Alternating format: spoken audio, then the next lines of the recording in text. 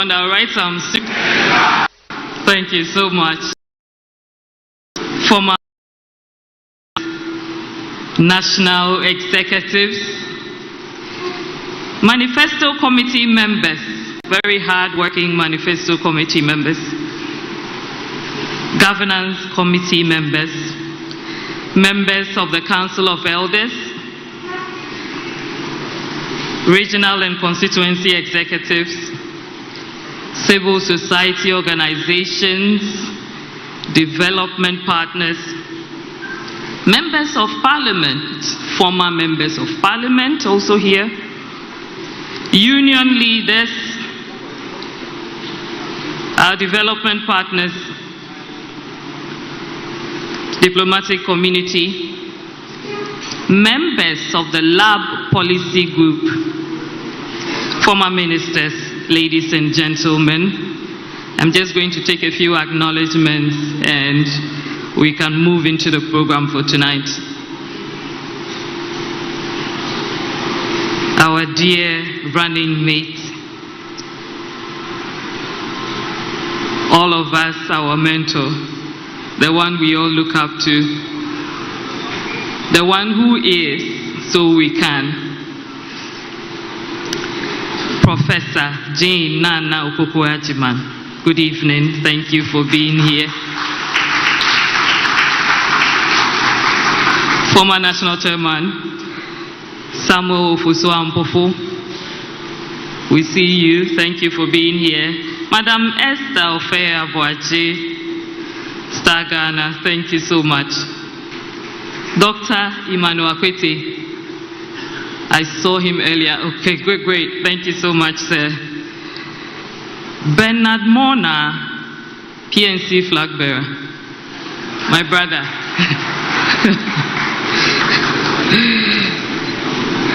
Remember that this program is streaming live on Wizard TV, also on Metro TV, Radio XYZ. We are also live on johnmahama.org. Please share the link, Let everyone who's in here watch. We are also on all social media platforms of JD Mahama. Please remember to share it with comrades who are not here. Executive Secretary of the Importers and Exporters Association, Samson Awingobit, I believe I saw, oh yes, please give us a wave. Thank you. I like your green. Thank you. So, Dr. Isaac Bampo, thank you, sir. Honorable Fifi Fiavikwete, General Secretary of the NDC, can you give us a wave, please? Thank you so much, sir, in his pristine white. 37 days, that's what we have left.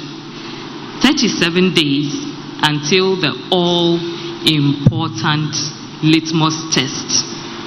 A litmus test of many things. We are hoping for a positive result. Ghana is today at a very pivotal crossroads, and the decisions and the actions we take going forward will impact our development trajectory greatly. Our flag bearer, John Dramani Mahama, is well aware of this pivotal period that we're in and has outlined some important initiatives in the NDC's 2024 manifesto.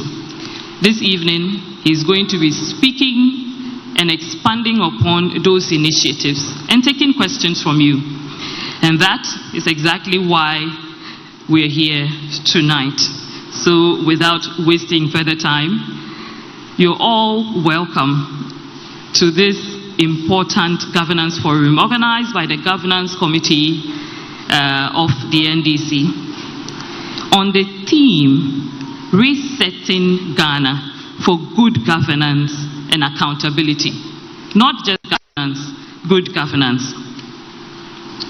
Before we get to the main item of the evening, we'll take a brief statement on the state of governance today from a man with a very impressive path and profile with diverse work experiences. He is the former CEO of the National Health Authority, also chairman of the NDC's Governance Committee, Honorable Mr. Thank you.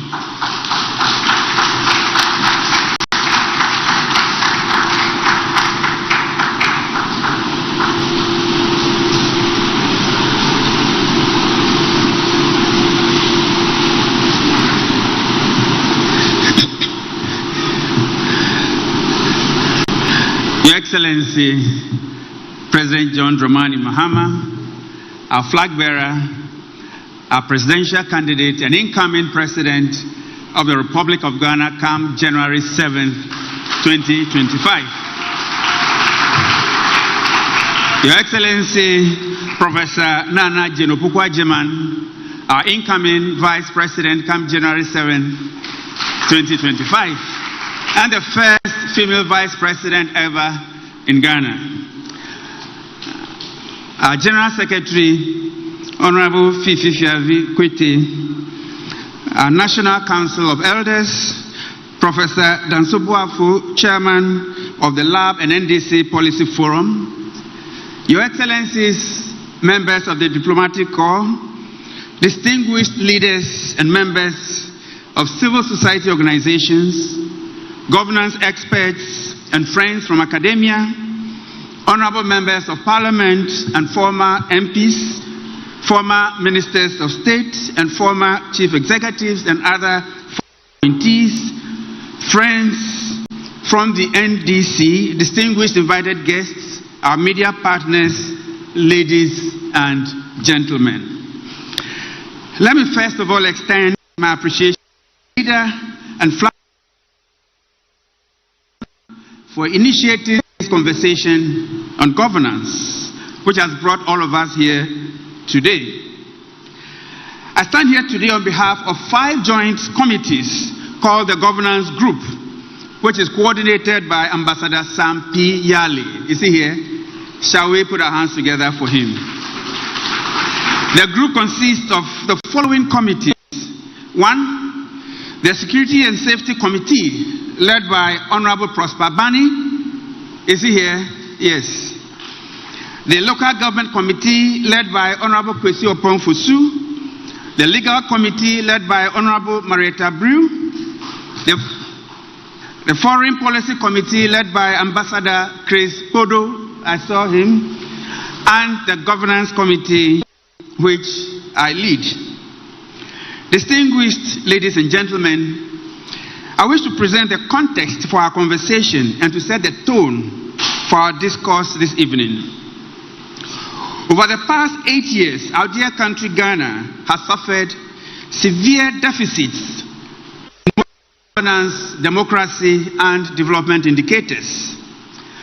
What has unfolded before our very eyes is a rather shameful and unrestrained level of greed, state capture, human rights abuses, weakening and politicization of state institutions, abuse of power, nepotism, cronyism, and corruption. Unfortunately, these have been the mainstay of the current government. Many reputable organizations and think tanks have detailed a sordid state of democratic reversals in Ghana. The 2024 Democracy Risk Report by Afrobarometer reveals that 87%, which translates into 9 out of every 10 Ghanaians, believe that Ghana under Nana Akufo-Addo and Bawumia government is headed in the wrong direction. The report indicates a sad descent in Ghanaians laurels we once enjoyed, from a high of 74% in 2011-2013 when the NDC was in power to 51% in 2021-2023. Distinguished ladies and gentlemen, I enlist major areas of concern under the current government. 1, size of government. The Akufo-Addo regime has had the largest number of government appointees in Ghana's history. Outrageous number of 125 ministers and deputy ministers and 36 ministries as compared to 83 and 23 ministries as at 2016. The MPP remains intransigent despite calls to downsize the government in the face of economic hardship. The total budget of the Office of the President in 2016, President John Dramani Mahama, at the time of leaving office, around 718 million Ghana cedis. And this compares with President in 2024.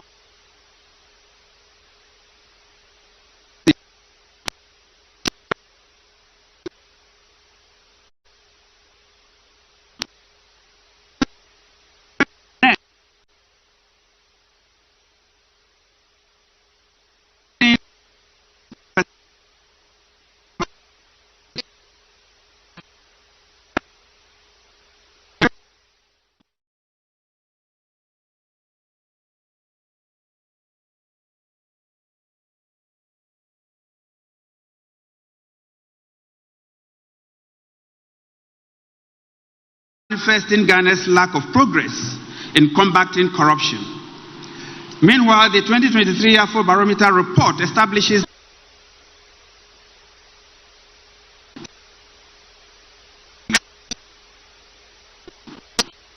the asset declaration regime failed to address the disturbing scale of corruption.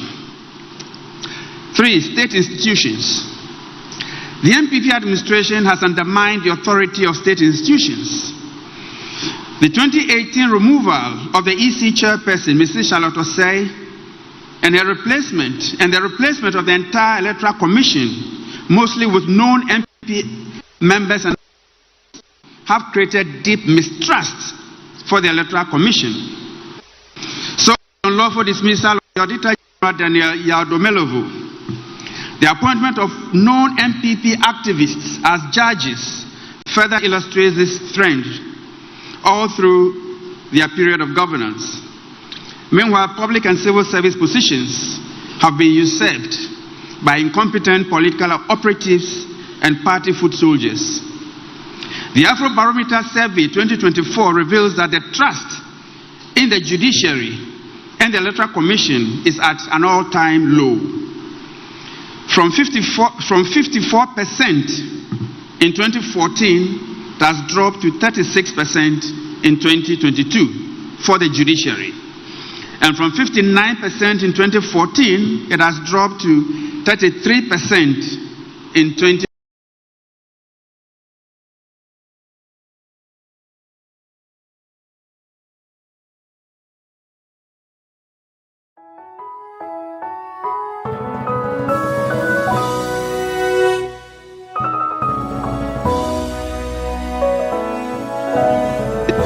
On a scale and severity that is at variance with the reputation of democracy in Africa. Journalists have been arrested, detained, and brutalized by state agencies like the security operatives. I did not add that some have needlessly lost their lives in bizarre circumstances. The MPP government, in a anachronistic fashion, crudely shut down radio stations that did not support them and set up ones that would ignore their misdeeds.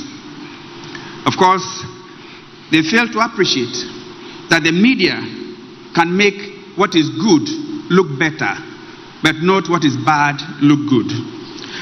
This repressive trend has seen Ghana decline in the global press freedom ranking by Reporters Without Borders from the 26th position to the We've walked this path far too long, so let us rewrite our history, for Ghana needs a change. And may the heavens rescue this land. We need a man with vision.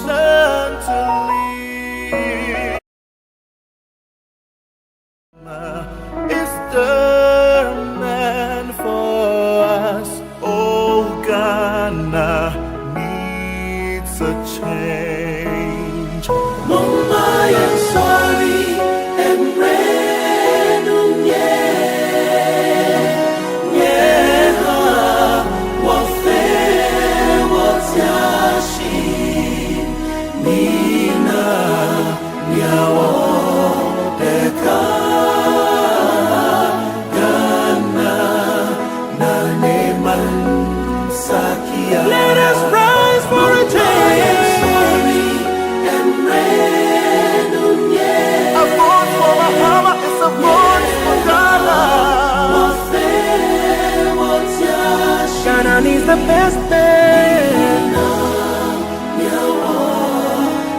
Arise for a change. Sakia Belashe Time Aso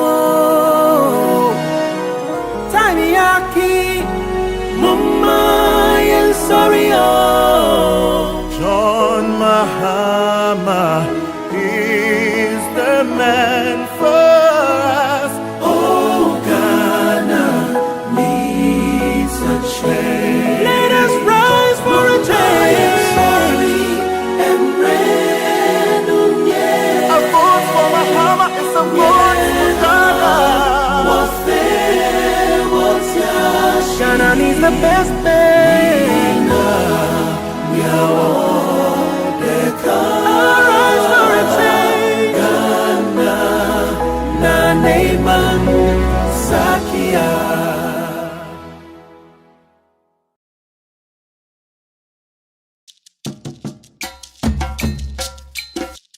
And suppose you've done better. You've done better. I will cry so. I will cry so. More than $1 na ye. My crania mamegua. Obi abonto. So many taxes. Levy. The big wahala. How am I going to run my business? Hey, I buy way. I buy way. You're more funny. You do your work. Ghana, you do your work. The Germany will come to you.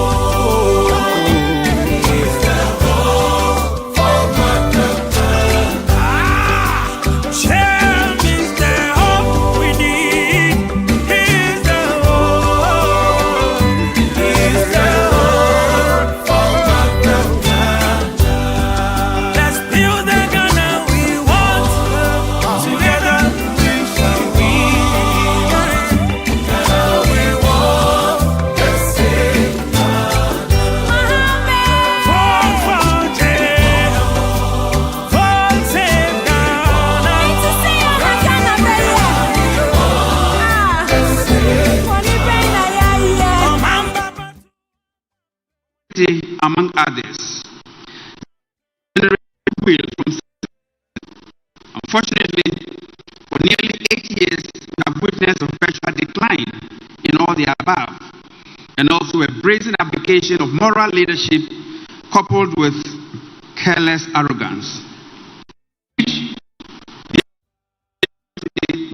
the worst on all fronts. The scorecard after 8 years has been one of cluelessness, recklessness, gross incompetence, and abysmal performance in managing this economy. Forward to a better Ghana is not unsurmountable. This is what the incoming President, John Dramani Mahama, seeks to reset post January 7, 2025. In President Mahama, we have a leader inspired by love for country, a transformational leader, a man who has had, like no one else, a deep reflection and introspection, and the only man who has the capacity to reset Ghana for good governance, and accountability. We salute you. Thank you.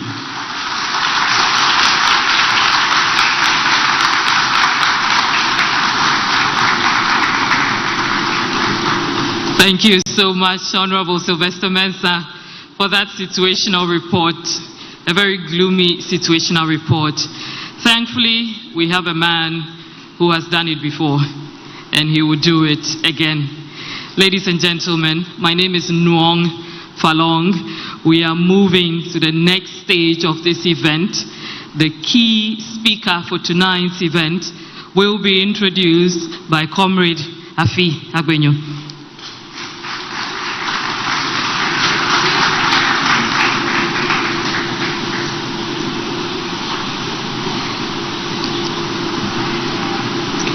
All protocols respectfully recognized, duly acknowledged. Ladies and gentlemen, thank you for honoring the invitation and being here. There is no denying the fact that our democratic gains are being eroded.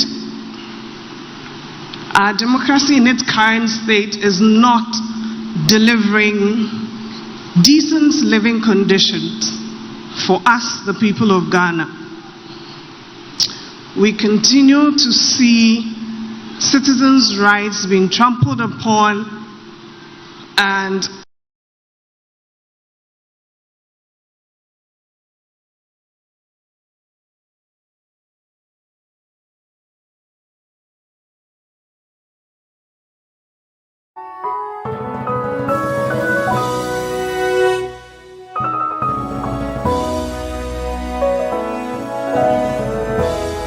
National Democratic Congress to discuss superior alternative policies for good governance.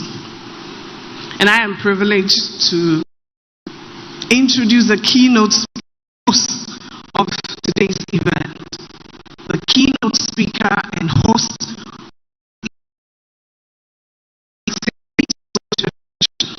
that I am privileged to inform you that he's a man whose heart is in the right place.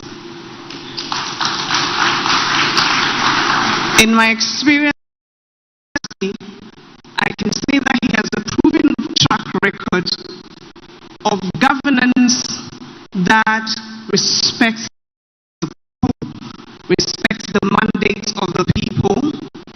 He has a proven track record of governance that takes care of the people and is willing to deliver prosperity for all Ghanaians.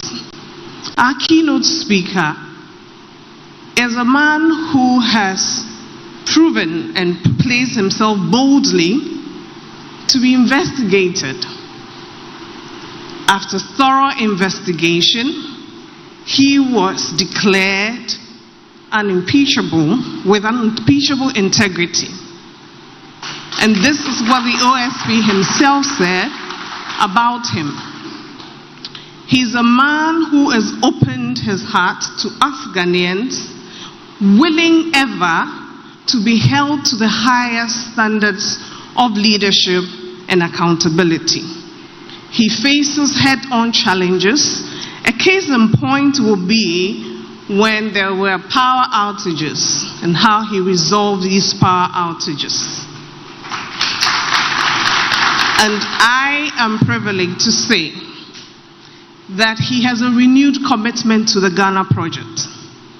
A commitment that is willing to research Ghana on the path of good governance, a thriving democracy that delivers decent living conditions to the people of Ghana, jobs to the youth, and puts us on a path of restoring our good name in the continent as the Ghana that we all know that people point fingers at in a good way and want to learn from our democracy. I stand here in full conviction, absolutely faith, in absolute faith I should say, to introduce to you the next President of the Republic of Ghana, His Excellency John Dramani Mahama. Thank you, ladies and gentlemen.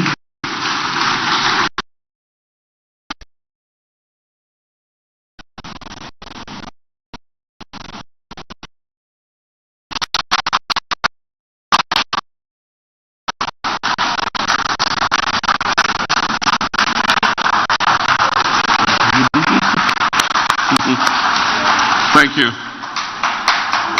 Kindly.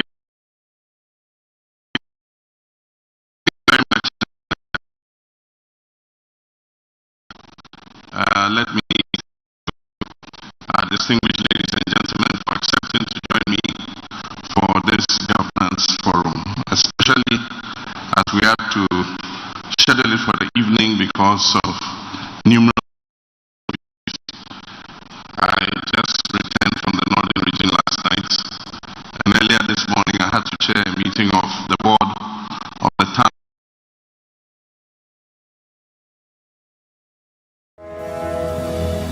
Oh, raise your flag to a new dawn. We've walked this path far too long, so let us rewrite history, for Ghana needs a change. And may the heavens rescue this land. We need a man with vision to lead. John Mahama is the man for us. Oh, Ghana needs a change. Mumbai, I'm sorry,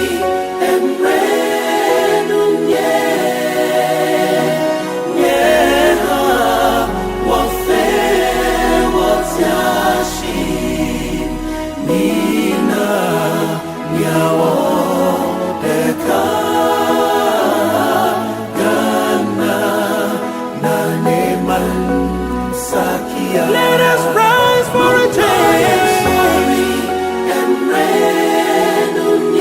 A vote for Mahama is a vote for Ghana.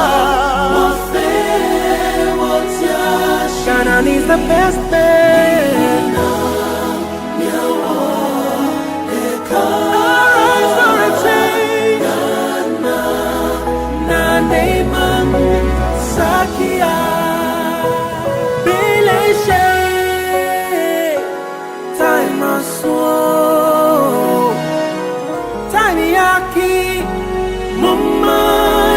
Sorry, oh. John Mahama is the man for us. Oh, Ghana needs a change. Let us rise for a change. Sorry,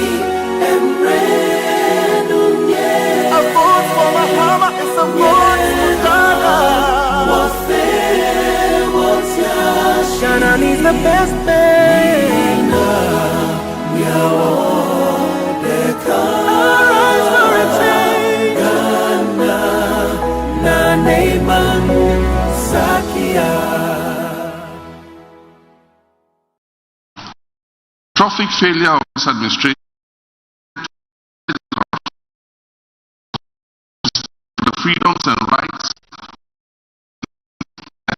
and throwing of our citizens into remand custody and depriving them of food and medical care. This is a government that lacks integrity, transparency, and accountability. Accountability for the hardships they have inflicted on our society. They still believe and insist that they are not responsible for the damage to the economy. They maintain that we cannot hold them accountable for skyrocketing the national debt from 120 billion to 7 billion Ghana cedis in 2024, and with very little to show for it. They just will not accept that compelling the central government 70 billion Ghana cedis to about 54%. And led to the Bank of Ghana posting a loss of over 60 billion Ghana cedis. Ladies and gentlemen, I believe firmly that the main reason for democratic governance is to improve the living condition of all our citizens, including the most vulnerable, like persons living with disabilities, our retirees and pensioners, and young people who are out of school and need jobs in a tangible, sustainable, and equitable manner. Democracy must be meaningful to citizens. Democracy must deliver justice to the people. In a democracy, citizens must be free to criticize the government without hearing a knock on their doors at night from partisan operatives. In a true democracy, citizens, including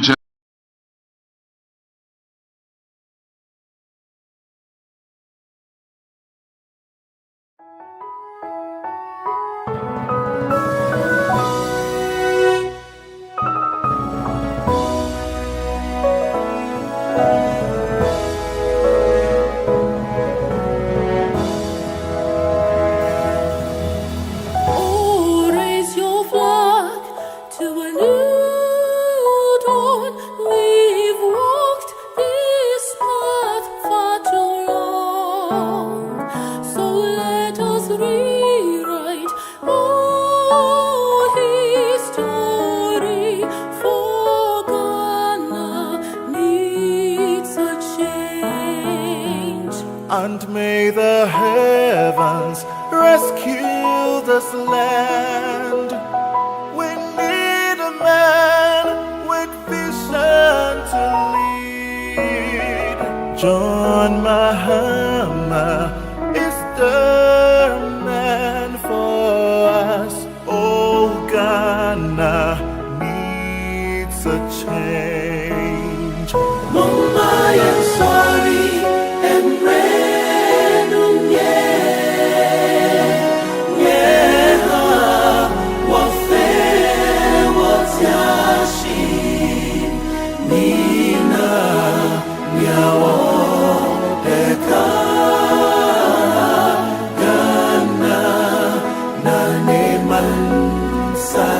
let us rise for a change. A vote for Mahama is a vote for Ghana. Ghana needs the best man. Rise for a change. Naneman Sakia.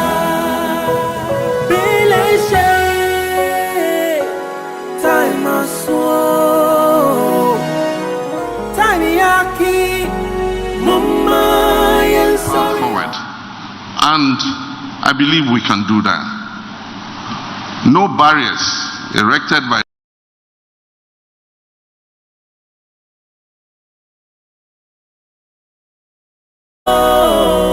John Mahama is the man for us. Oh, Ghana needs a change. Let us rise for a change.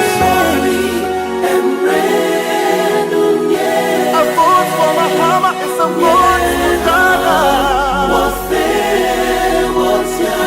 Ghana needs the best man. Rise for a change. Ghana, Naneman Sakia.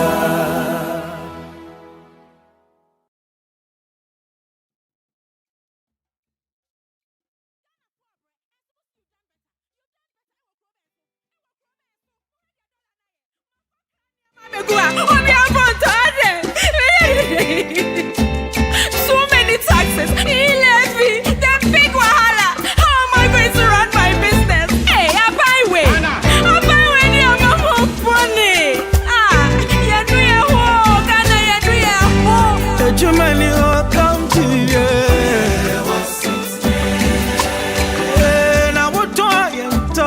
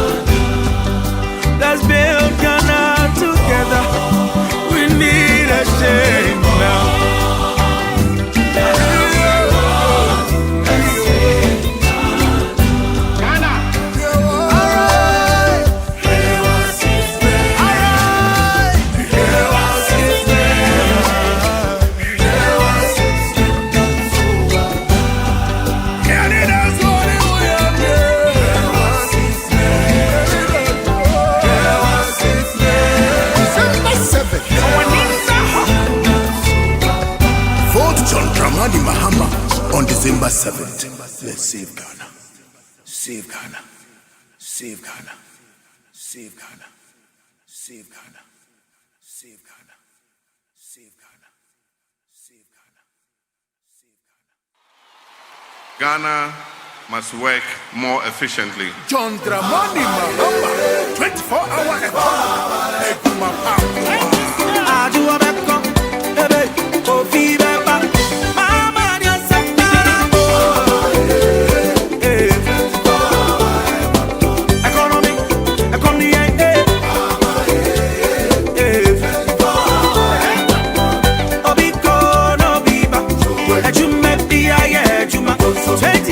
One of our tools to combat corruption and make it a high-risk endeavor for any person.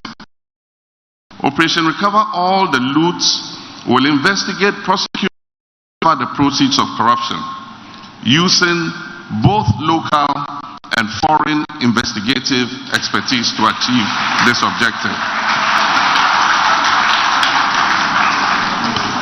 Closely linked to oral will be legislation to prohibit political appointees, political exposed persons, and all serving public officials from purchasing state assets.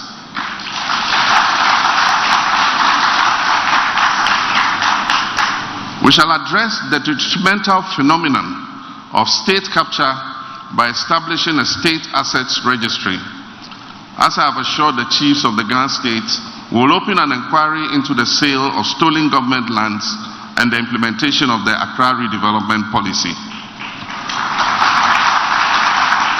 And let me assure you, the investigation into the looting of government lands will not be restricted to Accra alone.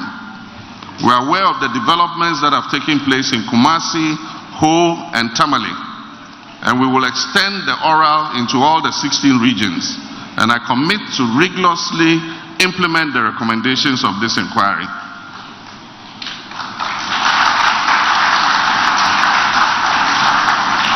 To ensure value for money and transparency in the award of contracts, we will set up an independent value for money office, which will be responsible for scrutinizing any government procurement that is above $5 million, or as Parliament may determine.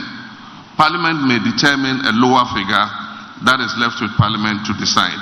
But every contract or procurement that is above a certain figure will be subject to independent value for money audit. The Public Procurement Act of 2003, Act 663 as amended, will further be amended to make single-sourced and restricted tendering an exception rather than the norm. Working with the judiciary, special courts will be established to prosecute and sanction persons in whom adverse findings are made by the Auditor General's report and by Parliament. We strongly support the powers funds with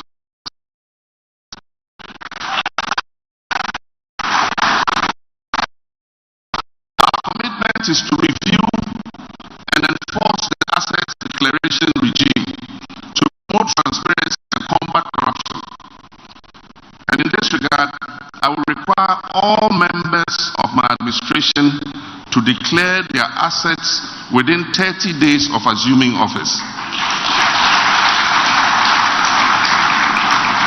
Ladies and gentlemen, the recent report from the Afrobarometer survey in Ghana reveals depressing reports about our institutions. The Ghanaian public has lost trust in many of these institutions. Collectively, we must do more to rebuild that trust. Our administration will review the codes of conduct for public office holders to promote ethical leadership, professionalism, and efficiency.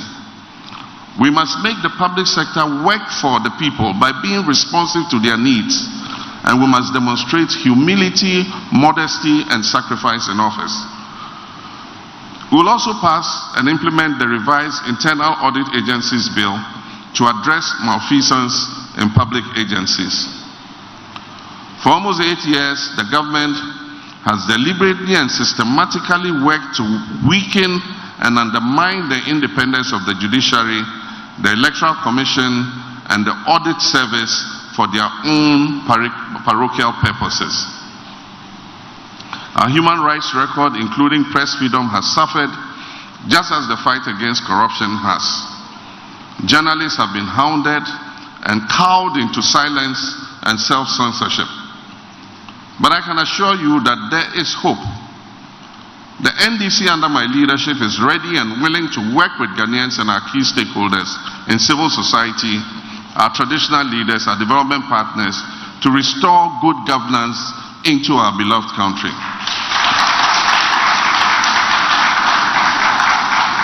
And as I've said many times already, I'll drastically reduce the size of government in order to reduce expenditure by appointing not more than 60 ministers of state. Indeed, we started working on this by realigning and merging ministries, departments, and agencies. And we will appoint highly efficient, effective, and smart appointees to eliminate duplication and waste. We will scrap the payment of ex gratia.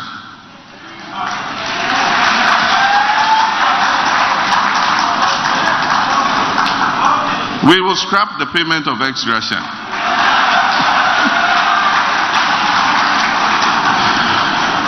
The disparities between Article 71 office holders and the wider public service will be fixed by establishing the long overdue Independent Emoluments Commission. And this will happen by merging the functions of the Presidential Commission on Emoluments with the Fair Wages and Salaries Commission. In addition, we will continue and complete the Constitution review process that was started by our late President, Professor John Evans Atta Mills of blessed memory. I believe independent constitutional bodies must be strengthened rather than weakened, and I'm referring to the National Media Commission, the National Commission for Civil Education, the Electoral Commission, the Commission on Human Rights and Administrative Justice, the Office of the Special Prosecutor, and the Audit Service. On justice delivery, resetting Ghana to work in a 24-hour economy that will create jobs also means that justice must not only be served, but must be seen to be served. The next NDC government will support the judiciary to enhance access to justice and restore confidence in that important constitutional organ of state.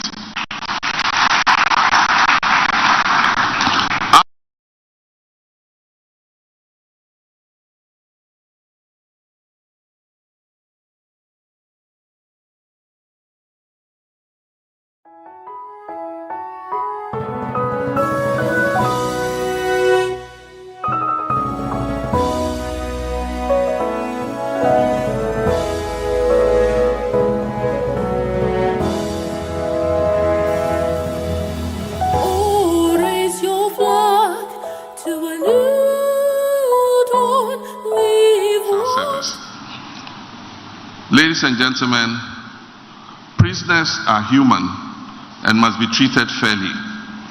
We will do this by establishing courts within the precincts of prisons, just as has been done within the precincts of the Nsawan Medium Security Prison.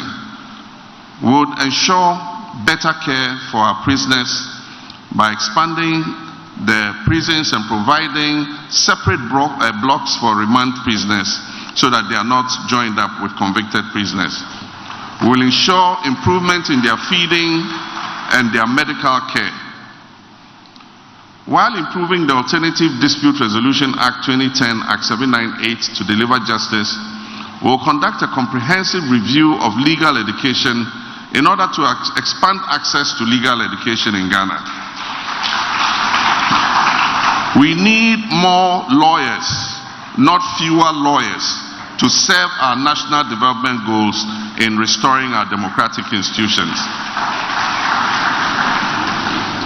Among others, we shall expand the child-friendly court program to all regional capitals to include child-sensitive training for judges, court staff, and DOFSU staff, and modernize our juvenile correction centers to foster effective rehabilitation and reintegration of young offenders back into society.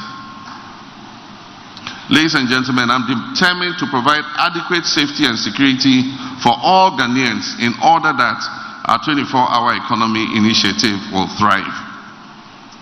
To the Ghana Armed Forces, the Ghana Police Service, the Ghana Prison Service, the Ghana Immigration Service, the Ghana National Fire Service, the National Intelligence Agencies, the Narcotic Control Commission, the Ghana Customs Service, National Disaster Management Organization, National Commission on Small Arms and Light Weapons, and others, keep in mind that I, John Dramani Mahama, appreciate the immense sacrifices and service you render to our dear Republic, sometimes even at the peril of your own lives. I know that we have dedicated professionals and patriotic serving officers and men and women in our security agencies who are appalled by the needless politicization this government has injected into the security services. To all these professional and decent-minded security men and women who yearn for the restoration of the glory days of our security services under a government that will motivate and not intimidate personnel, you can be assured that ours will be a government that ensures that promotions are based on merit,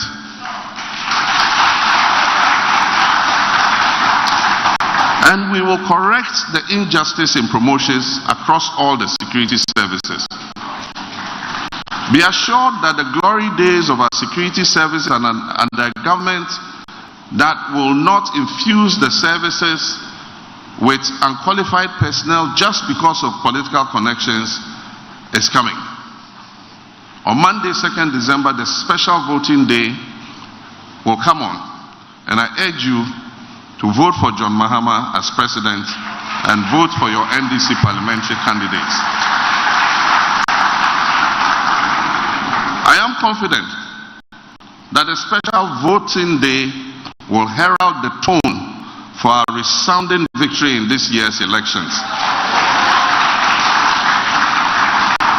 Because the category of voters participating in the special voting, just like millions of Ghanaians, feel the hardship that has been imposed by the reckless mismanagement of this economy. And just like millions of Ghanaians, you all feel the hardship imposed by the economy. We all go to the same market. Media personnel feel the same hostile atmosphere within which they ply their noble trade. The staff of the Electoral Commission also feel and are appalled by the systematic decay of their once cherished commission that has suffered under this administration. Ladies and gentlemen, to ensure the security and safety of all citizens and businesses, the next NDC government will further review the compensation package for personnel who lose their lives or get injured in the line of duty. We will establish new military installations focusing on our border areas and especially our 6 new regions to prevent terrorist attacks and ensure rapid response, implement cybersecurity measures to protect government systems, critical infrastructure, people and businesses, and harmonize and address disparities in salaries, remuneration, and other conditions of service related to personnel in the security agencies. There are huge shortfalls in both residential and office accommodation across all the security services. These we will aggressively tackle from our first day in office. We will enhance medical packages for serving and retired personnel and their families. We will ensure continuous review of UN operational allowances. We will review the appointment of the heads of security agencies and parliamentary oversight over security and intelligence agencies, and actively engage the services of private security organizations who adhere to decent work and provide fair wages for their employees. I therefore wish to use this opportunity to urge our men and women in uniform to remember to abide by their oaths of office, to protect and defend our Constitution before, during, and after this general election. Finally, on security, I call for calm to prevail in Boko. I appeal to all sides to exercise restraint and silence the weapons. Resolving the Boko conflict will be one of my first priorities when I become president.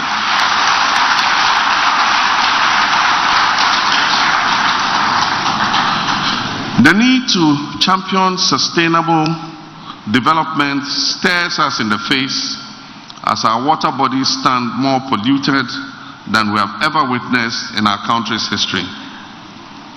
While pursuing green technologies, our administration will promote sustainable and responsible mining. As I've said before, no member of my government will be allowed to engage in mining. I repeat, my appointees will be prohibited from engaging in mining to prevent conflict of interest. And as I've said, any appointee who wants to be a miner can go and be a miner. But you can't be a miner and serve in our government.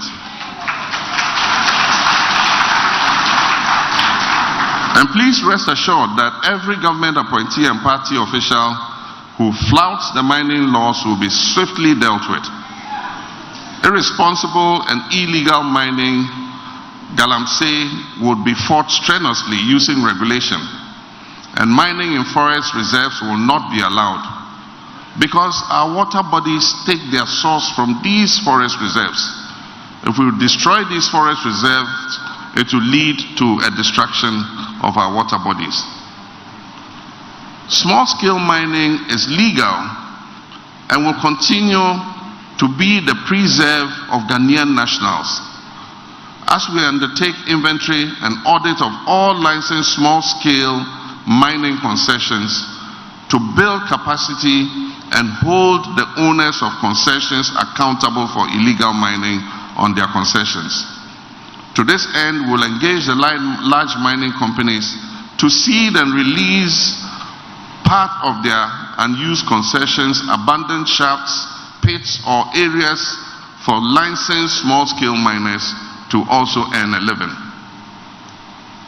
Land reclamation under our Tree for Life program and our Blue Water initiatives will be key planks of our determination to protect our environment while encouraging sustainable mining for national development.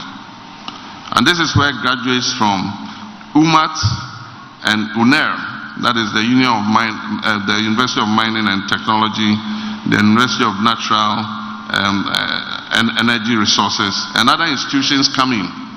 We shall employ them to support and provide expertise to the mining industry. This support would include setting up environmental and regulatory outfits like the Environmental Protection Agency and the Minerals Commission in all mining districts of Ghana. And coming to local governance, the next NDC government will implement true decentralization and reverse the current centralization of our local government system under this government. To provide policy coherence and ministerial oversight, the Ministry of Local Government and Rural Development will be responsible for sanitation. In other words, the Ministry of Sanitation will be abolished. In the time when we have had a Ministry of Sanitation, our society is even dirtier than it was before. We shall reintroduce the National Sanitation Days, and we shall institute the Cleanest City Award Scheme.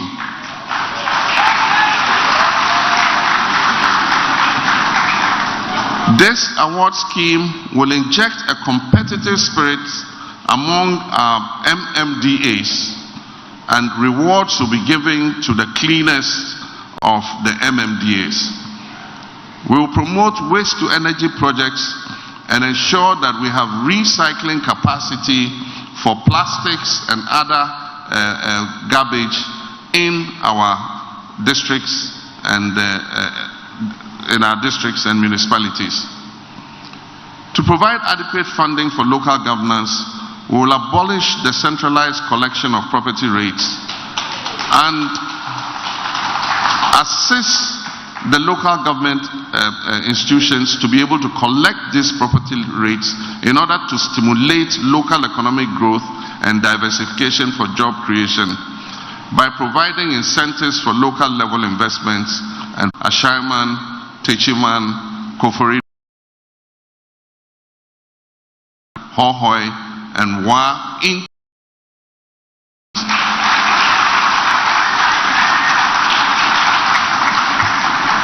and will also upgrade other eligible districts from district assemblies to municipal assemblies. Ladies and gentlemen, assembly members will be paid monthly stipends.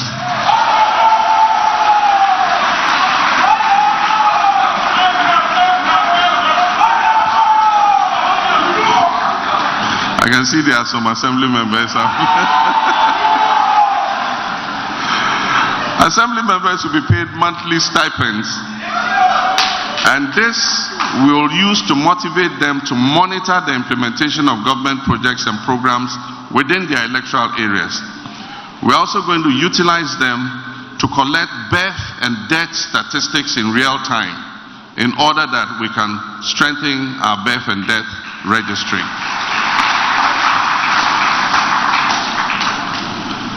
We will increase the representation of traditional authorities in the decentralized structures, and we would work with them to make sure that their authority is utilized. It is worrying that government has ignored the cries of the chiefs and people in the flood-affected areas of the Volta River and the Volta Lake, and has refused till now to offer adequate compensation to them for the destruction that was caused by the spillage. As already promised, an NDC government will right these wrongs. I wish to assure our journalists and media practitioners that we are returning to an era of true media freedom under my presidency.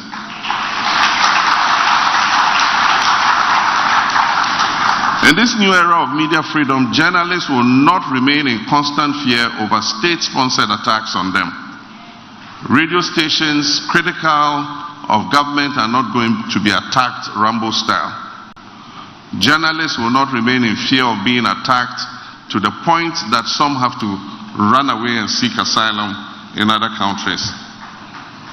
To promote and guarantee media freedom, expand the frontiers of press freedom, and create a conducive work environment for media practitioners, we will fully implement and operationalize the Right to Information Act, Act 2019, Act 989. We'll reopen the investigation into the murder of Ahmed Hussein Swali and ensure prompt action on all cases involving violation of the rights and freedoms of media professionals. We'll support the Ghana Journalists Association, the National Media Commission, and other stakeholders to promote an enduring professional media environment and improve continuous professional development for media practitioners. I can assure you, the President of the Ghana Journalists Association is sitting next to me and he has made a critical statement about me. I'm not going to agree with him.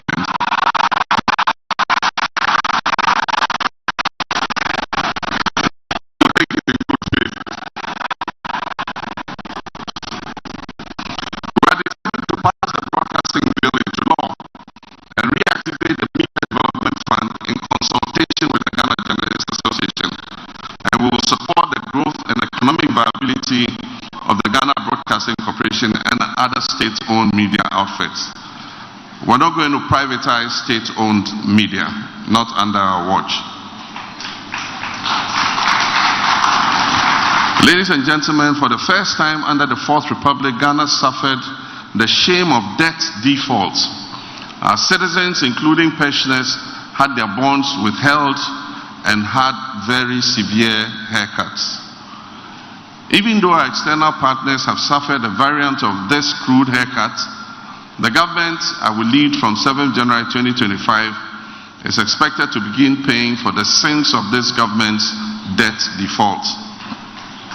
This means that Ghana's international relations must be stepped up to restore our global influence and enhance our role in international affairs, as well as ensure maximum benefits for national development, and positioning ourselves as the favored destination for foreign direct investment in West Africa. Fortunately, unlike my opponent, I'm not a stranger to international relations. I was chair of ECOWAS during periods of crisis, during the Burkina crisis, during the crisis in Gambia, and I was chair of ECOWAS during the crisis of the Ebola pandemic. I will use this experience to hit the ground running.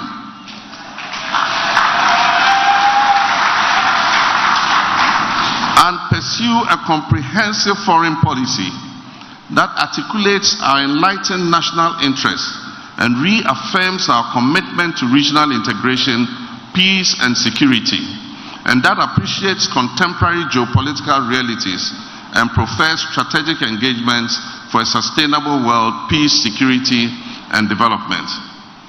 We will intensify economic diplomacy that translates Ghana to a vibrant export trade and foreign investment, and we will appoint trade attaches to specifically designated Ghanaian diplomatic missions to aggressively market Ghana's economic competitiveness.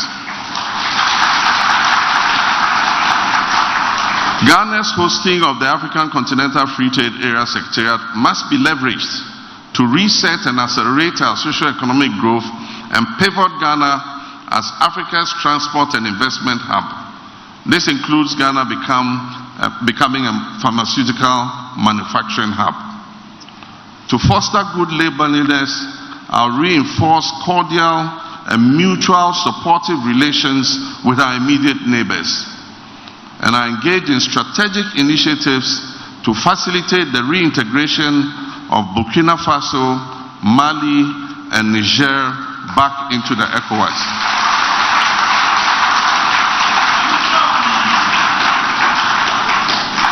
And I will not snitch on our neighbors to any foreign power.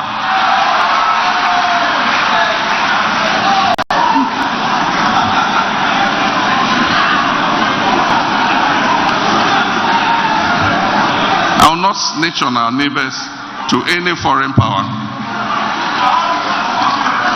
Ladies and gentlemen, to reaffirm our collective commitment to the principles of sub-regional integration and to emphasize Ghana's steadfast commitment to the African Union, we shall pursue this aggressively. Ghanaian nationals abroad should be assured of enhanced consular service with proactive programs that will promote and protect their welfare and rights. And these rights will be inclusive of their participation in our political and socio-economic development. Ladies and gentlemen, we will not countenance a project that we understand is to outsource our electronic visa issuance to an opaque private entity at the expense of our natural interest. Ladies and gentlemen, this evening I have shared with you some of the concrete governance proposals that we seek to implement when giving the nod in this year's general elections. I've reiterated that Ghana is at a crossroads because injustice is eating away at our society, with our economy inflicting untold hardships on millions of our fellow citizens. I've also reaffirmed my determination to ruthlessly root out the canker of corruption and refresh your memories on a few of the uncountable corruption scandals that this administration has tolerated without any sanctions. To reset Ghana for equitable opportunities and job creation and a 24-hour economy, we also need to restore public confidence and trust in our governance institutions, which are decaying under our very eyes. And not least among them are our courts, My determination to provide adequate safety and security for all Ghanaians under the 24-hour economy initiative remains unwavering. Let me assure you that we shall build a resilient relationship with citizens and our social partners, and will create room for unfiltered and uncensored encounters between me and my Vice President to be Professor Jane Nana Opoku-Agyeman. There will be unfiltered and uncensored encounters between us and moral and civil society. I trust that by working together with the media, our international development partners, civil society organizations, our traditional and religious leaders, and our labor unions, we shall together reset Ghana and begin to relive the dream of Osagyefo Dr. Kwame Nkrumah.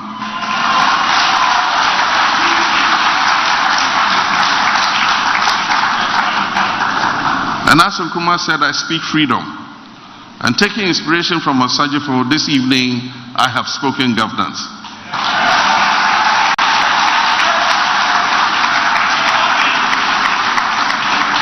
Let us reset Ghana for good governance and accountability.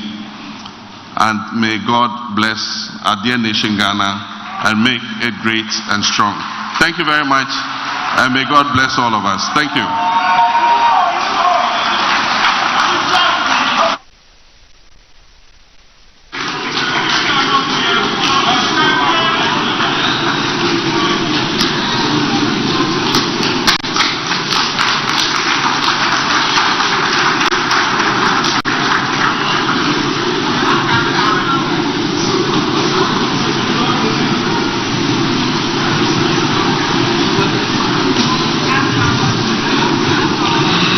Ladies and gentlemen, surely you can be more generous with your applause.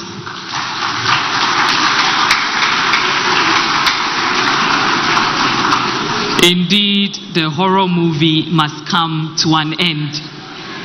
It's time to come together and say a resounding enough. Enough to corruption. Enough to hyperinflation. Enough to galamsey. We're going to take some questions. We're taking 6 questions tonight. 3 questions from each side and 1 question from each person. Please do not go beyond 1 question, so we will not have to spend too much time here. I would also love, I see you. We'll come to you shortly. I want to acknowledge the representative of the Chief Justice who's here with us, Madam Dorothy Kingsley Nina, representative of the Chief Justice. Chief Justice Dorothy Kingsley Nina, calm down. She's not hiding, I've seen her. I've seen her, she's looking very beautiful. Thank you so much, Madam, for being here. So we'll move into our 6 questions, please. Keep it brief, keep it short and simple. And His Excellency will take those questions and explain to the best of his ability.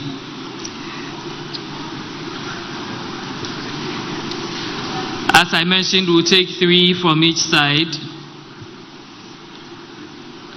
There's a gentleman whose hand has been up.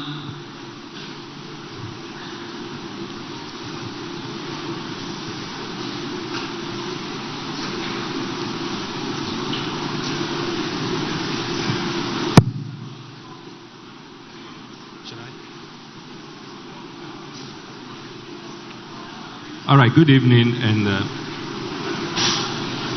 good evening. My name is Emmanuel Wilson Jr. I represent a civil society organization by name Crusaders Against Corruption Ghana. Mr. President, I want to thank you for the presentation and to acknowledge the proposals made in wanting to fight corruption. There's one key thing I was expecting to hear, and I want to know if you will be able to speak a bit on it. In this Fourth Republic, whether we like it or not, one of the corruption issues affecting us has to do with nepotism. And statistically, it is proven that in this Fourth Republic, the most corrupt government we've had, as far as nepotism is concerned, is this current government. We want to find out specifically what structures are being put in place if you become the next president of Ghana in fighting nepotism. I'll give you the mic, don't worry. Mr. President, forgive me. When you become president, we want to know the structures you want to put in place in fighting nepotism. And also, whether or not anti-corruption institutions and individuals like myself will be seen as friends or enemies of your government. Thank you. Thank you, Emmanuel Wilson. Thank you for your question on nepotism. Dr. Emmanuel Akwete is here. He has a question. Thank you very much. Thank you for your brilliant speech, Mr. President, and the indication you've given to innovation. I want to look at local government and ask that, would the NDC in power cause the evaluation of the local government system that excluded political parties? If we date it from 1988 or 87 to now, it is about 36 years.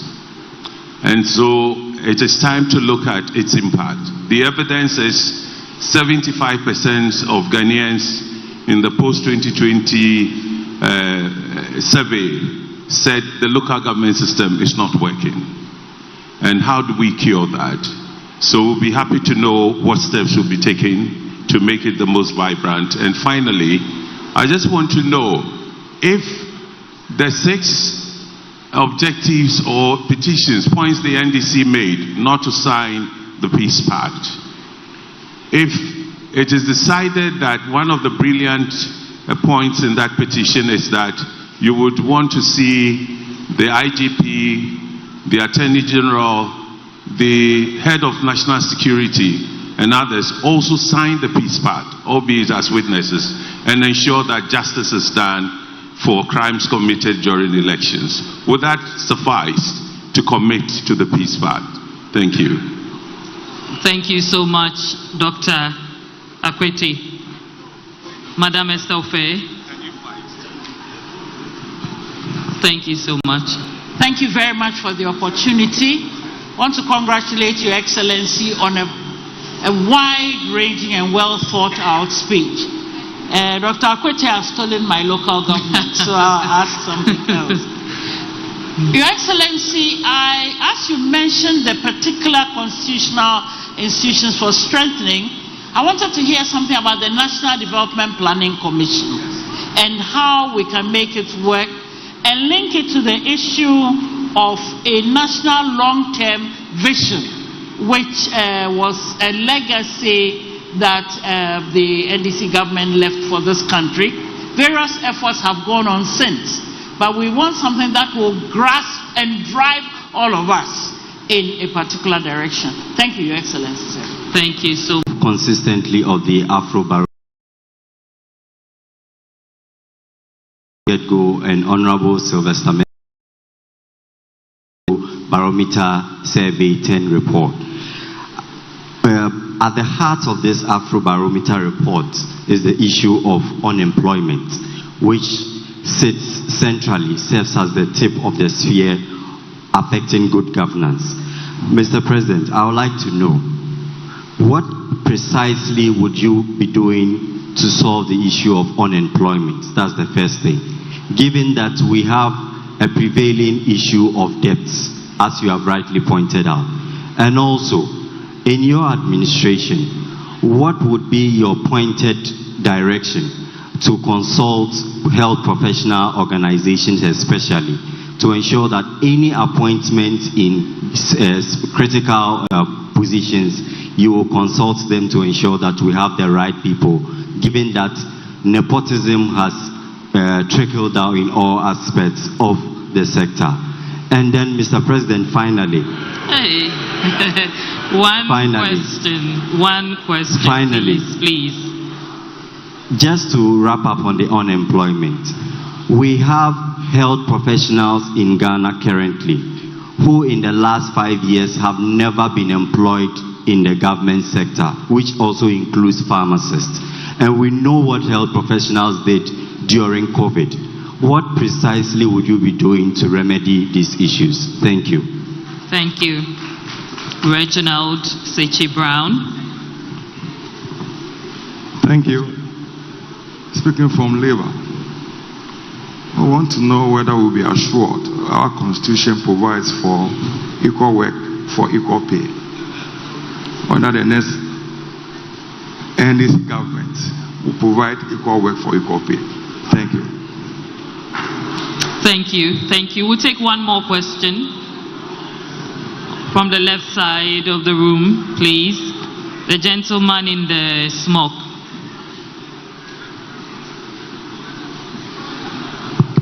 Thank you very much, Your Excellency. I am Reverend Benson, the convener and spokesperson for Concerned Pastors Against Bad Governance, Ghana. Thank you.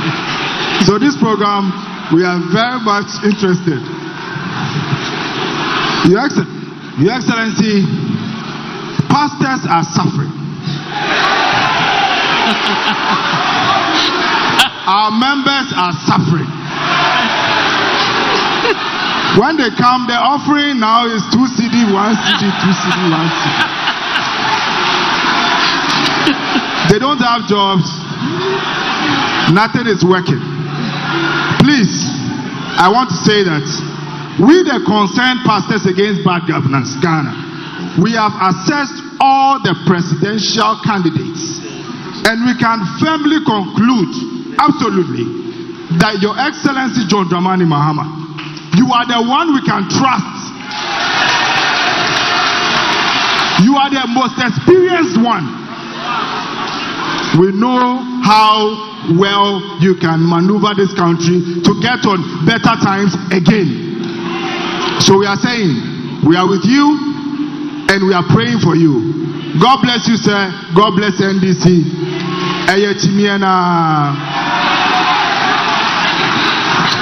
Thank you. Pastors are worried. The offering is small. When people go to church, increase the offering.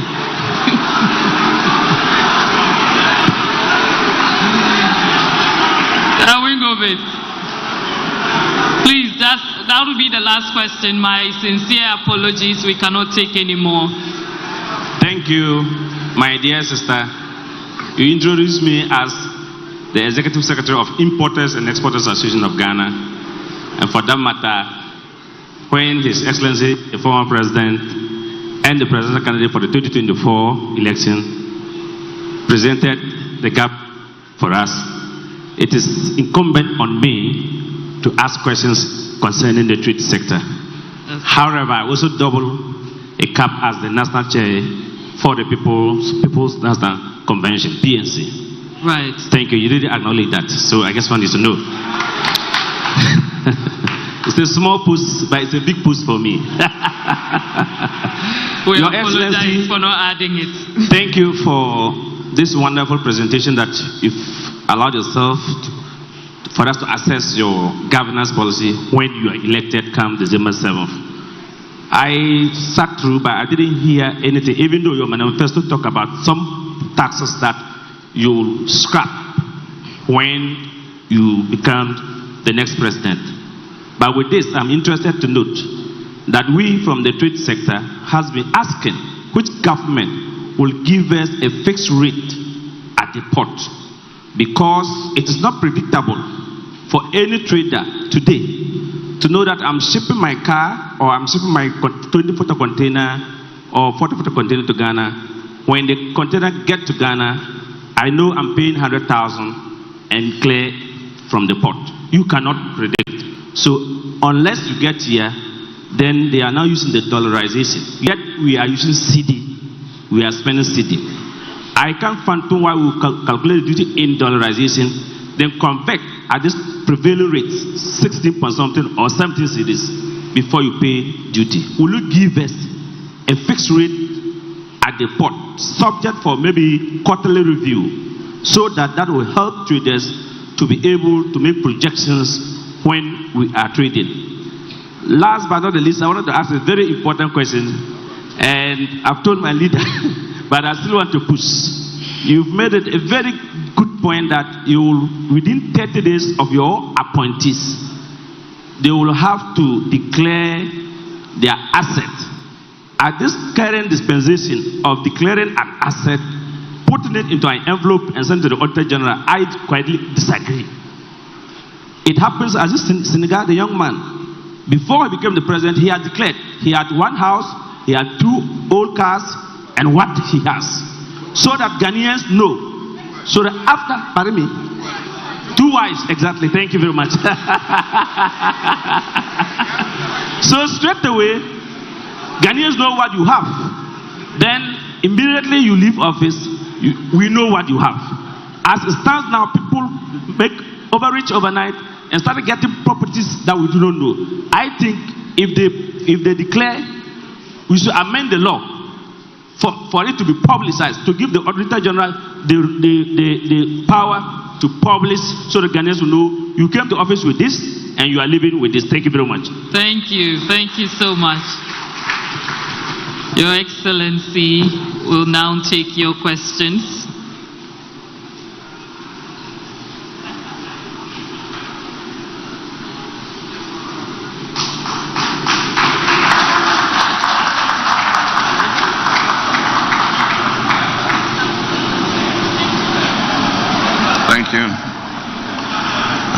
Thank you very much.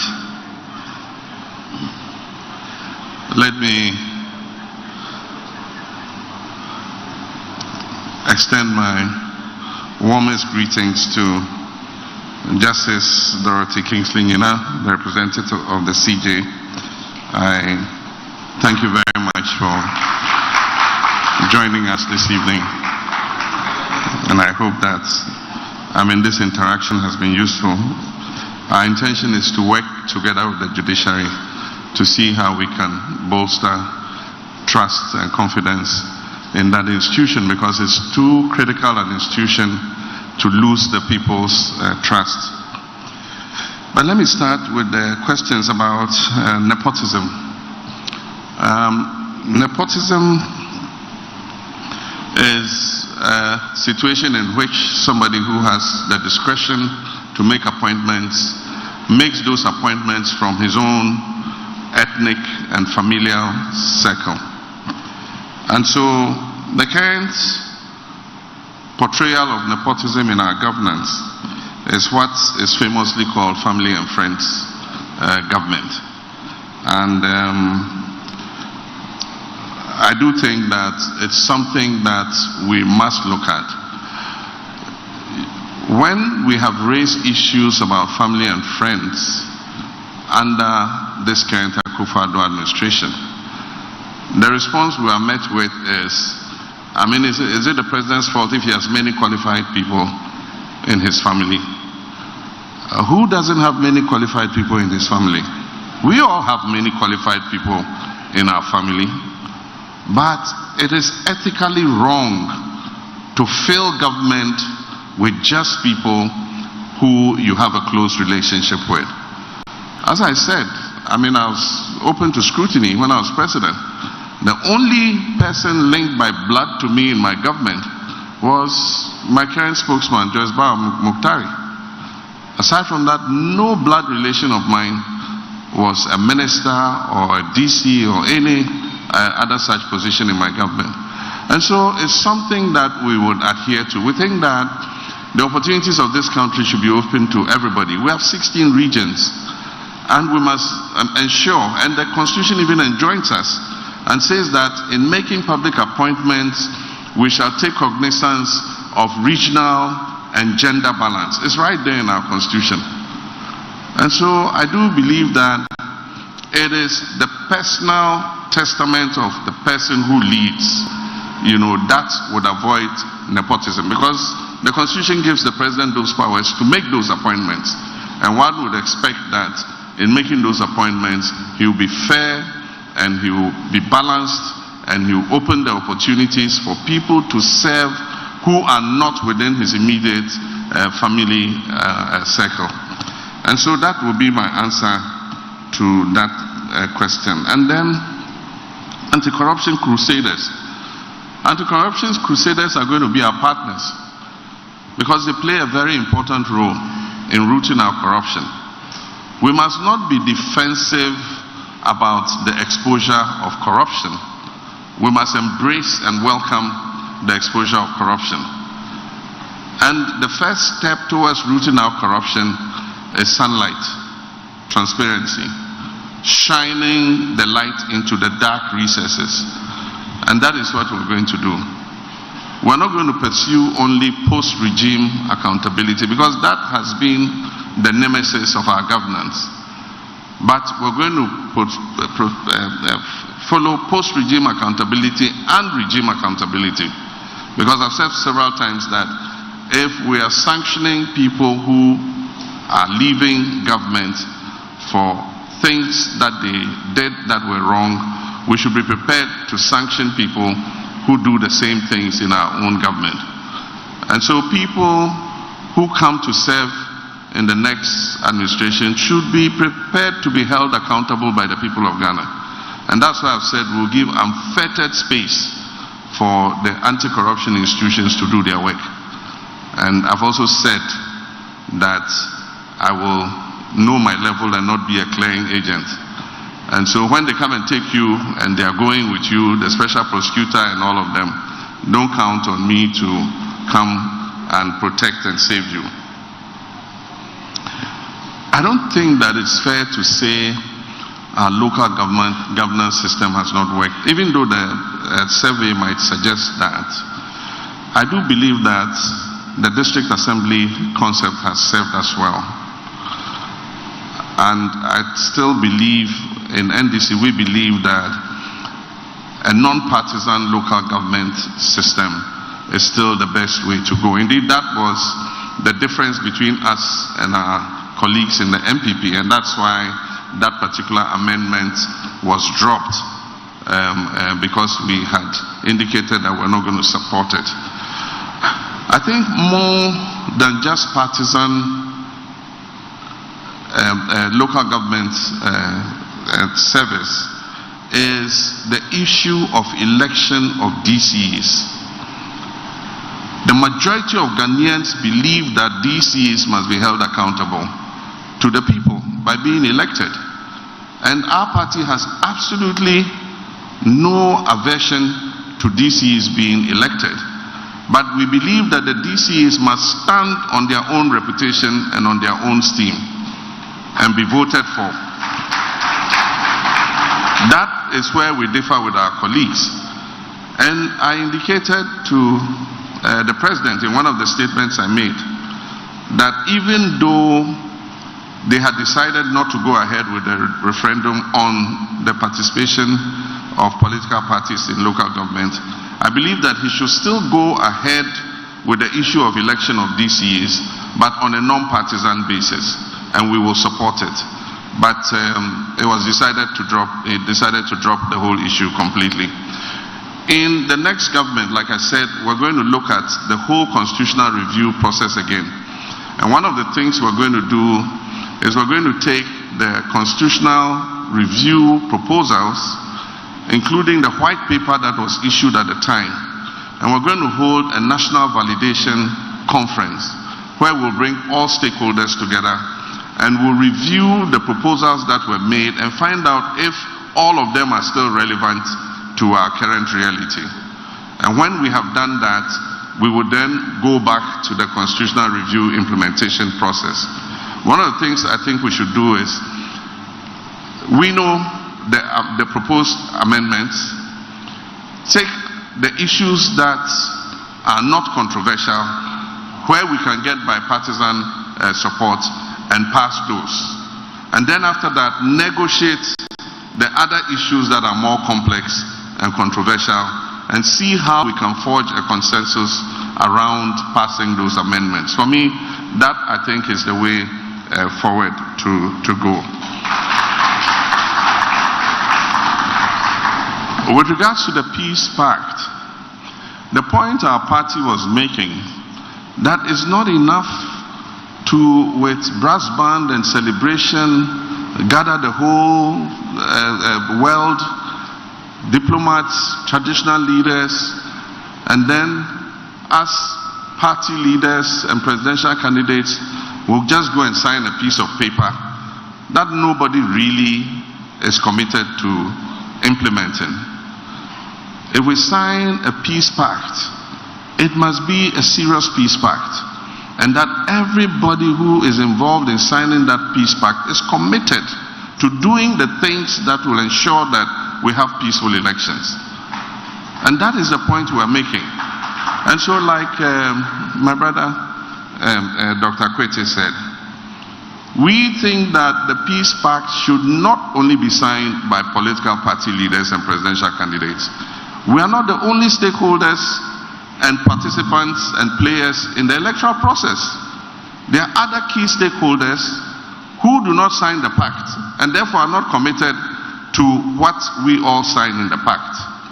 The EC is a key player in elections. They must sign the pact and commit to conducting themselves in a free, transparent and fair election in a manner that is not inclined to any one party or any candidate.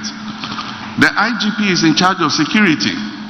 The IGP must sign on behalf of the security services that the security services will act professionally in their conduct on the day before, during and after the election.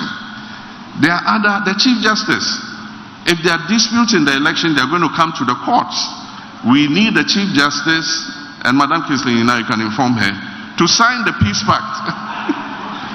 That the judges will conduct themselves in a way that when disputes arise from the election, they will fairly adjudicate those disputes in order that it does not lead to crisis.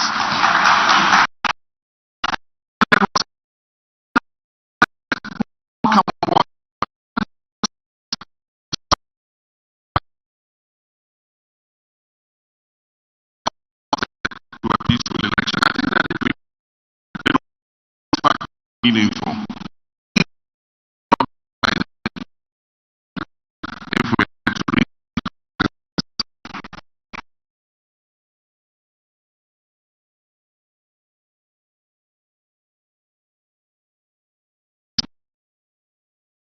It has been the area of our democracy.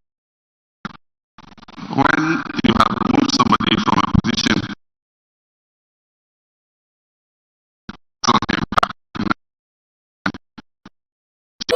It's not for too long, so let us rewrite our history. For Ghana needs a change. May the heavens rescue this land. We need a man with vision to lead. John Mahama is the man for us. Oh, Ghana needs a change. Mumbai and sorry and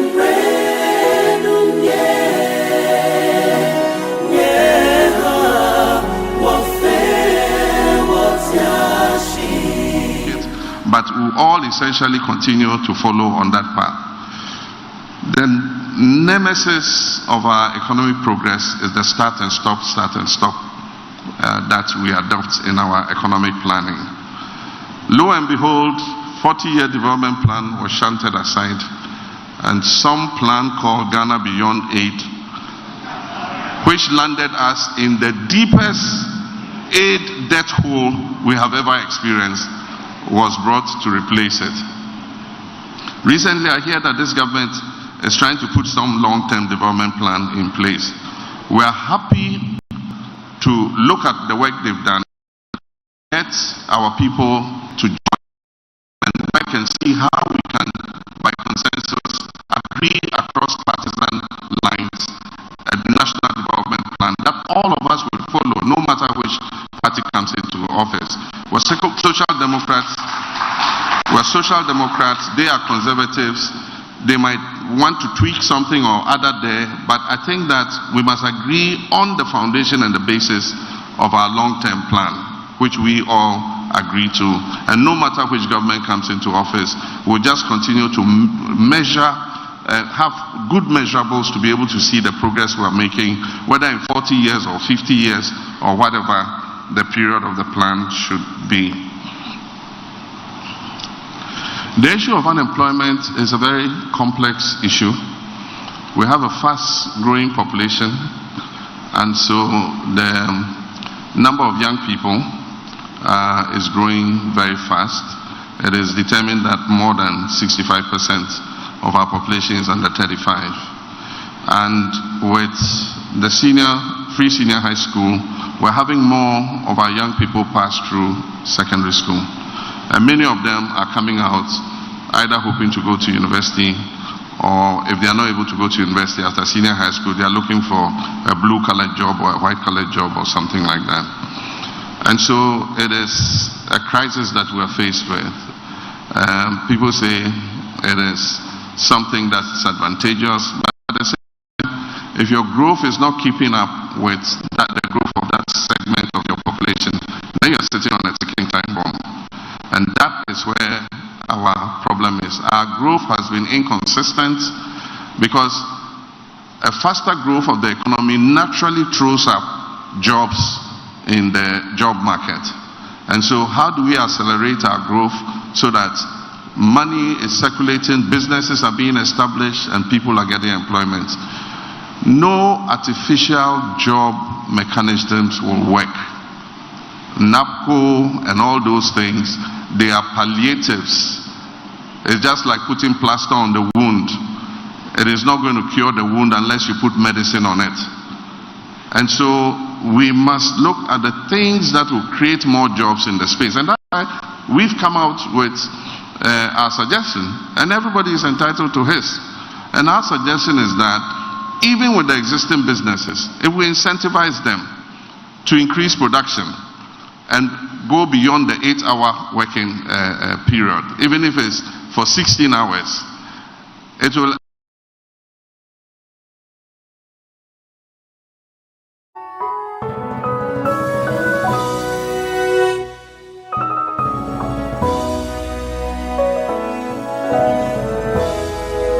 an agribusiness so that we can create the processing capacity to employ more young people.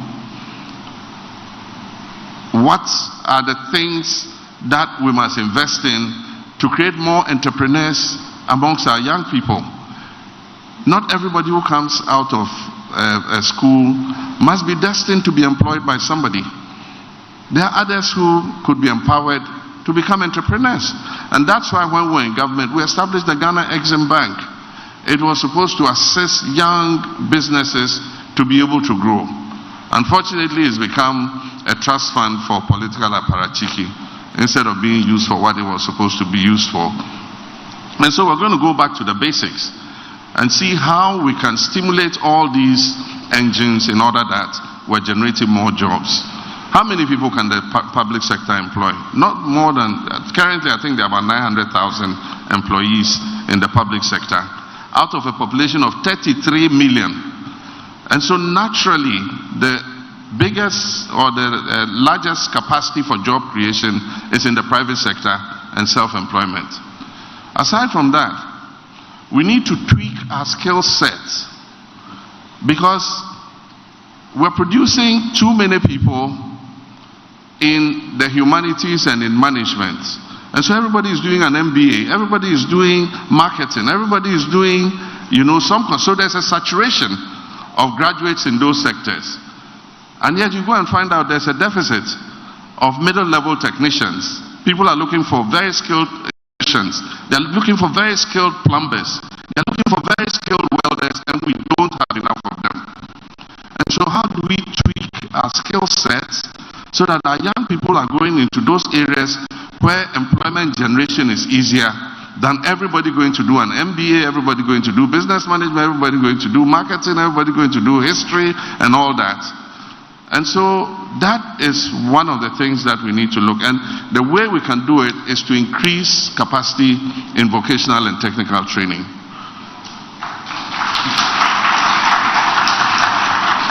And so for some of our secondary schools, we must convert into technical and vocational training schools.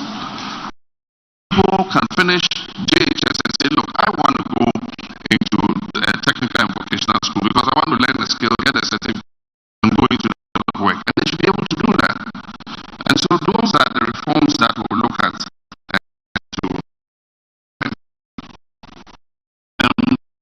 We consult health professionals in appointments to, I didn't really understand the question, to which is it like the head Director General of the Ghana Health Service, we should call all health professionals together and ask them, who do you want to be the Director General of the Ghana Health Service?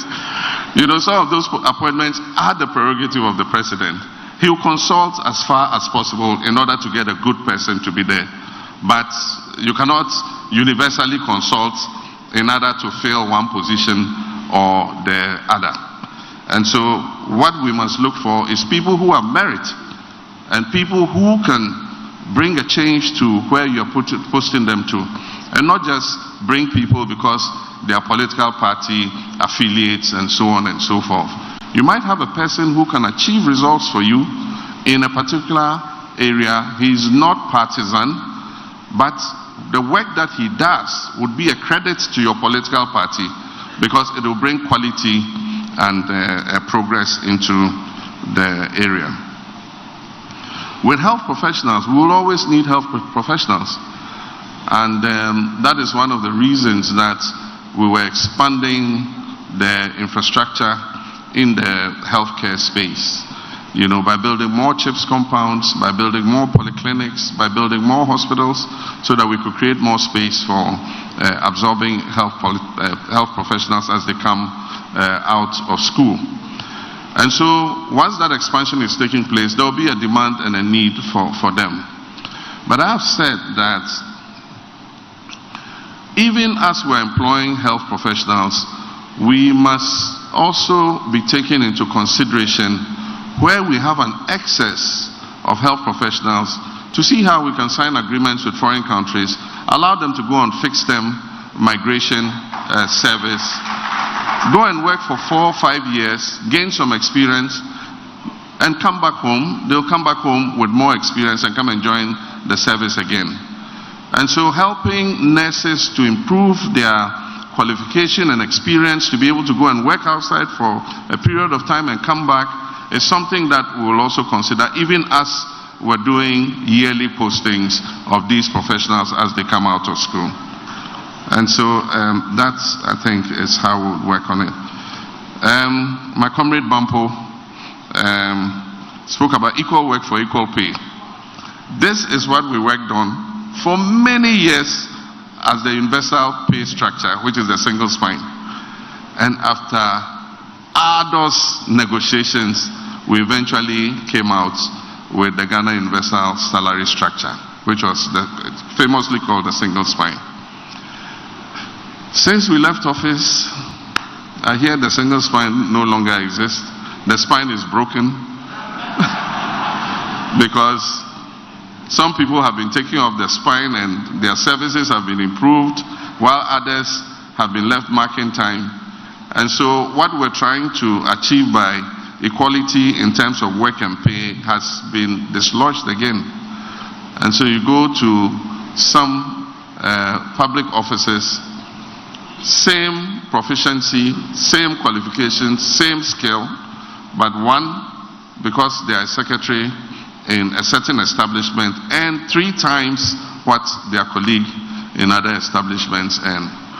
It's unfair, it's unjust, and that is what we try to cure by the GUSS. But we will listen to labor, and we will work with you, you are our partners, and see what we can do to come up with a fair remuneration system in the public services.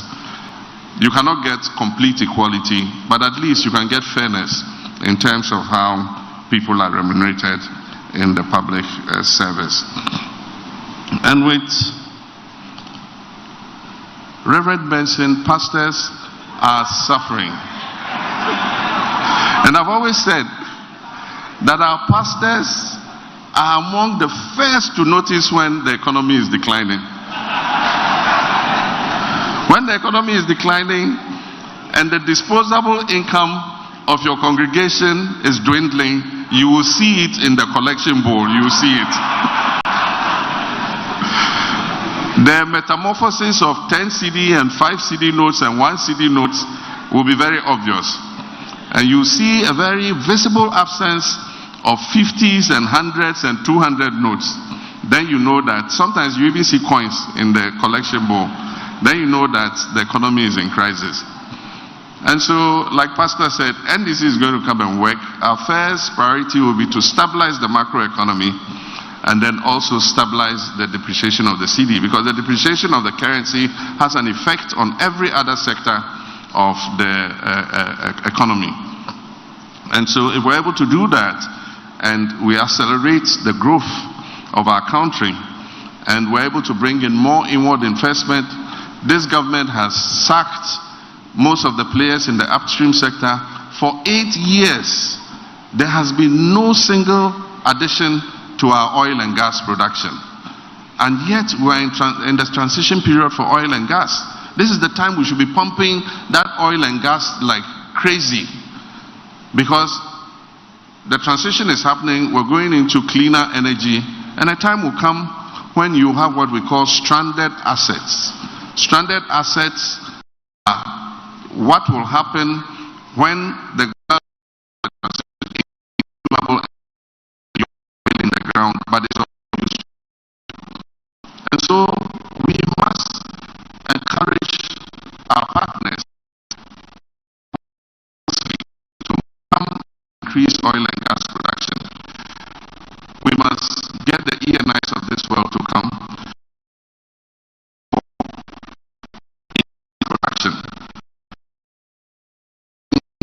Our electricity more expensive is that we're having to import liquid crude oil to fire some of the thermal plants.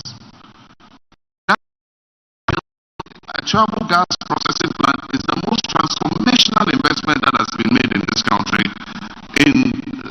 After Akosombo, that is the next most transformational plant, that investment that has been made. And thank the memory of our late President, President Jonathan Mills, for that. I came and continued and commissioned it. But that plant is saving us more than $500 million every year, which we would have used to pay for crude oil. And if we're able to increase and bring on a second gas train, Talo has more gas to bring on board. If we get ENI to come back and, also drill and produce more gas, it will bring the cost of electricity down, and it will increase the non-tax revenue that we get. We must invest in the cocoa sector, stop the mismanagement in the cocoa sector. The headquarters of Cocoa Board alone spent 3.4 billion cedis in 1 year. I mean, why? Are you growing the cocoa trees in Cocoa House or what? And meanwhile, the share of the farmer dwindled to its lowest. And so the farmers had no incentive to look after the cocoa farms. And so we should rather change it. The amount spent on headquarters must come down. The amount spent on the farmers must go up, so that they can invest in the farms and make sure that we're able to export and bring more money in. And so we should be able to do all that so that we can grow the economy, and once the economy is growing, more people are having money in their pockets. Reverend Benson, you're going to see that the collections are going to start coming back to normal. My brother Awingobit, and I told him that now that they've been disqualified, they should just come and join us and let us win this election. We are comrades, after all. We are both social democratic parties. You know, I think it was quite unfair, the disqualification of the PNC. And unfortunately, they sought justice from the courts, and again, they were denied. But I do think that better luck next time. We'll receive you, we'll invite you, and we'll go on campaign with you. And when we win, you are partners. We will work together to reset this country and reset Ghana. Comrade Awingobi talked about taxes and a fixed rate. I didn't talk about taxes because this is just the forum on governance. We're going to have a forum on the economy.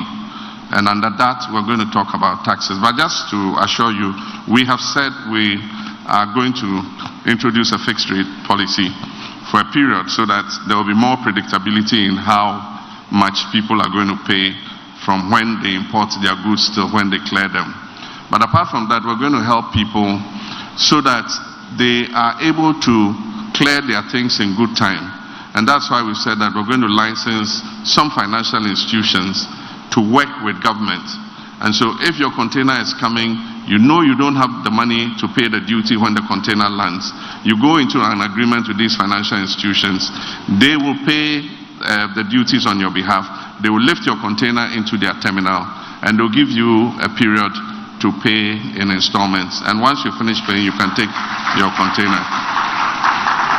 And so we want to do that to ease the pressure on businesses and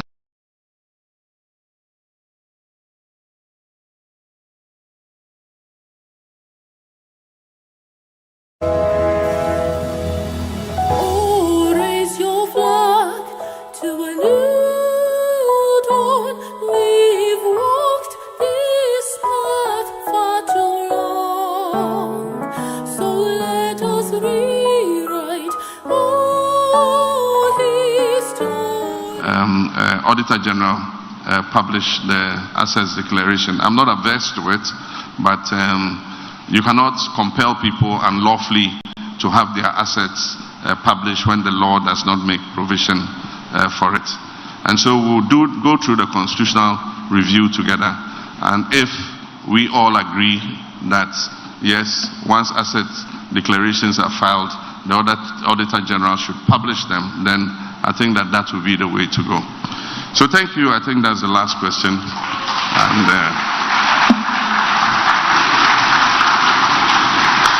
ladies and gentlemen, the next President of the Republic of Ghana, John Dramani Mahama. The applause is not loud enough.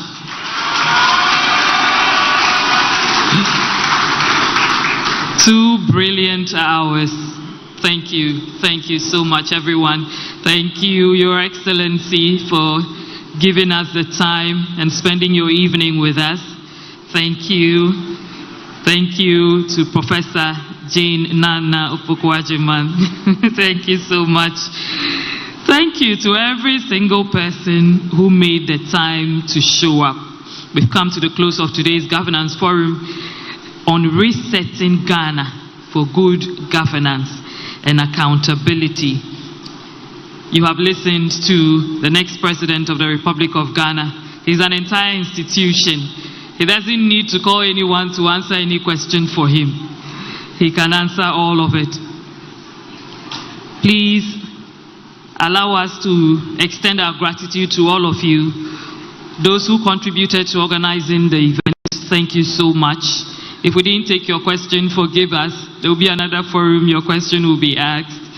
Thank you for your presence. Thank you for your engagement. Thank you for your questions. We've had a lot of inspiring initiatives, very insightful analysis from our flag bearer, and actionable plans. His vision for Ghana is indeed one to move all of us from the present stagnation that we are experiencing to a prosperous and progressive Ghana. As we leave here today, please carry with you the momentum that he has started. Remember, we have 37 days until the critical decision is made. You want to make a decision that moves you into progress. Resetting Ghana is not just an idea, it's a movement.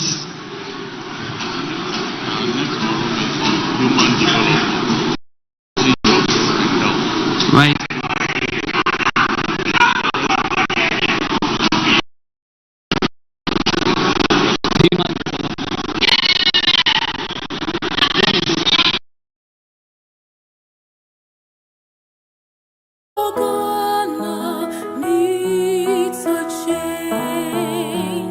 And may the heavens rescue this land. Thank you so much, Your Excellency.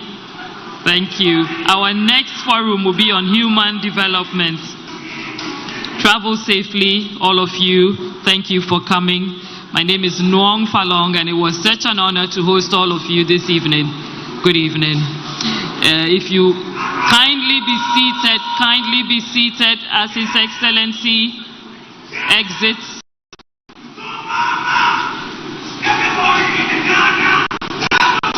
Please be seated as His Excellency exits.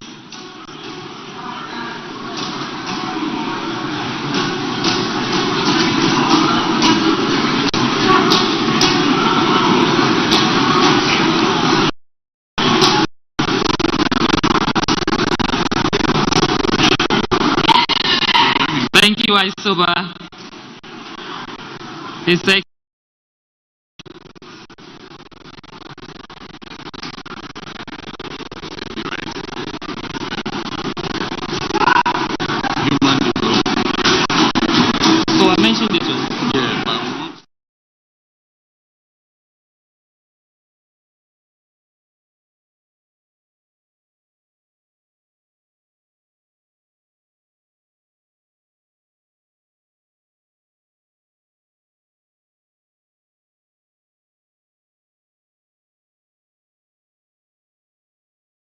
Man for us, oh Ghana needs a change. Let us rise for a change.